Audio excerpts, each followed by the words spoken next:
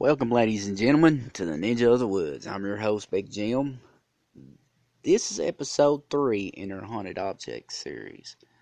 Thank you for listening, and if you're watching on YouTube, thank you so much for watching. Guys, today's story that I've got for you is not, to me, I didn't know too well about this story. It's the first time I'd ever really actually heard of it. It's a pretty good story, but it's sad at the same time.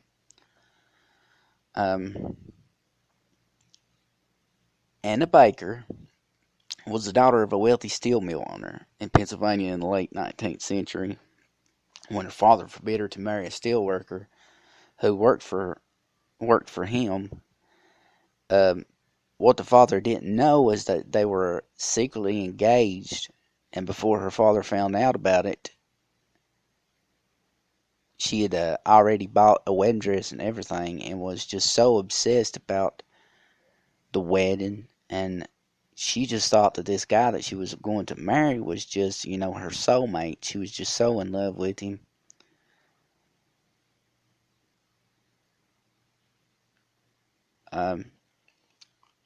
The father found out about it and was furious, and he forbid her to marry this guy, and said that he would just disown her. And she loved her father too, so she done what he asked. Locked the dress in a trunk for many, many years, and it was supposedly given to another woman in the family or sold or something. The woman actually taunted Anna over it, and she would just made her even sadder and stuff, and bothered her even more. For years, Anna Baker never married. She lived in her father's home until she died in 1914, alone. Years later, when the Baker Mansion was turned into a museum, the dress was put on display for the visitors to look at, and a lot of them, the visitors that would come to this museum, would report the dress moving on its own. I don't know if there's any videos of the dress moving on its own. I'm going to have to do a little more research. And if I do, I will be sure to send you guys the link and stuff so you can go look at it yourself and see what you think about it. A lot of people still think, and I myself probably, I'm believing that her spirit, where she was so obsessed with the dress and getting married and was just so happy, and then it broke her heart so bad that her spirit's kind of attached to the dress because she never got to wear it in her own wedding. And they say, a lot of spirits that stay here on this earthly plane, they feel like they have something still left to do in this world, is one of the reasons why they don't cross over to the other side. But this is a very, very sad story, folks, and I felt like I wanted to share it with you. Like I said, this will probably be the last. Yeah, I'm going to say it will be the last in the Haunted Object series.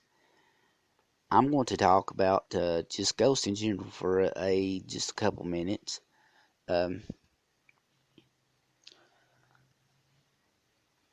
lot of people don't recognize the difference between a ghost and demonic activity. At first, sometimes it's hard to discern the two, because even if it's demonic activity, a demon will come off as being nice, so it can pretty much weasel its way into your daily life. And then once you allow it to stay there, it oppresses you, and then that's when the pain starts. Physical and mental. It will scratch you, pull you out of your bed.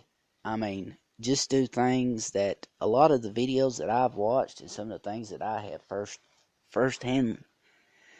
first accountability and seeing myself. Um, to me, most of the time, if objects are being moved, it's not by a ghost. Because I have never not once known of a ghost. Most of the time you can see them, they will make themselves known by making a sound, but a demon will straight up move things, open cabinets, open doors, slam cabinets, throw dishes. A lot of the poltergeist, as they call it, and demonic activity go hand in hand. Because this is my opinion now, guys. I think that a spirit, earthbound spirit, can't come up with enough energy to move a lot of objects. Uh, they might be able to make a thumping noise, let you see themselves, walk from a room to a room or across the hallway or down the hallway and let you see them that way. But if it's demonic, 90% of the time, there's things being moved, there's scratching, I've even known of bite marks appearing on people, bruising. Demons can get this energy because they're pretty much, that's all they are, is a spirit, a demonic spirit, a very dark spirit. And I don't know why. There needs to be more research into this. Not just by me, but, any paranormal research group out there. We need to do more research into why demonic activity and poltergeists have more energy to do things like slamming doors and, throwing dishes and things like that. A lot of the cases that I've heard of, you never see a demon like a full-bodied apparition. You always get dreams and nightmares, and you can see these entities because they're so dark and they're so powerful that they can project themselves into your dreams, into your mind.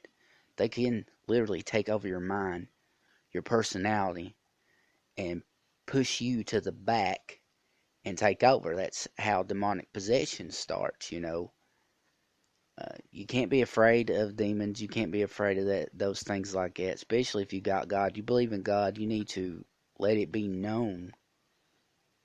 You have to forcefully assert yourself and get these things out of your home and out of your life. I don't know if I've mentioned this or not. It's been a couple summers ago, me and a friend of mine, it was actually my first research and hunt that we actually done. We went all the way to Glasgow, Kentucky, to a couple. They had 3 children and an older young man. He was I'm gonna say 18, 19-year old. They told us about all this activity that they had been having. For us to get there and realize that the man of the house, his father was a former minister and done exorcisms on people. So we figured, maybe something attached to the man, to the male, the head of the house. And that was the reason why they were having all this activity.